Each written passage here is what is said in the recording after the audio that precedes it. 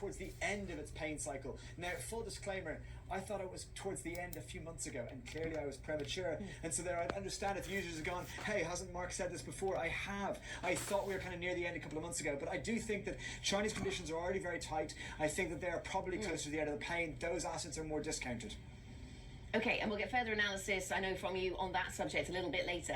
Sticking with China, though, and what we have and have not heard, there had been expectation that we might get monetary policy support. We talked about how the weakness in the yuan yesterday is a reason maybe that, there's a reluctance to come forward with full-on monetary policy support, but other types of support have been promised by the PBOC. What have we heard, and what is still left to be heard, I suppose, from China in terms of supporting the economy?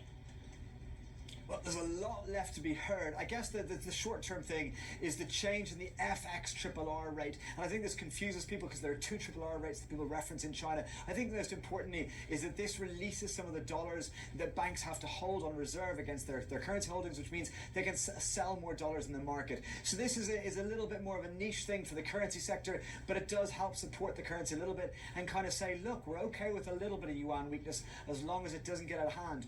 As for what more they can do a lot. I think the market hasn't been overly impressed by their targeted measures, and there's been a lot of rhetoric. What they really want to see is the good old bazooka we've got used to of fiscal and monetary policy the last 10 years, and that's not yet coming through from China.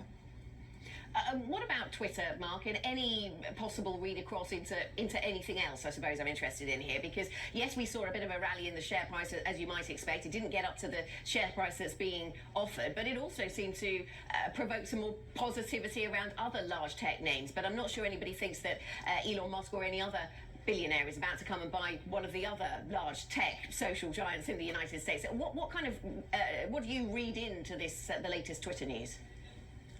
Look, it's really interesting. You're right that short term this seems to have provided a positive M&A spark for the market while weighing on Tesla. And there's a lot of idea that, hey, if Musk is going to be distracted by Twitter, as he's going to do as good a job for Tesla, which is much more important.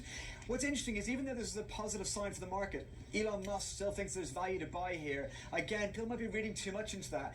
And it's important to work out what the implication is for Tesla, because Tesla is one of the most volatile stocks. It's a heavyweight in the big benchmarks. It has much more symbolic drive for markets. So ultimately, that might weigh in things more. Okay, remember, you can get up-to-date analysis and insight from Mark and the rest of the Markets Live team, MLIV Go, on your terminal. Coming up, we'll be back with the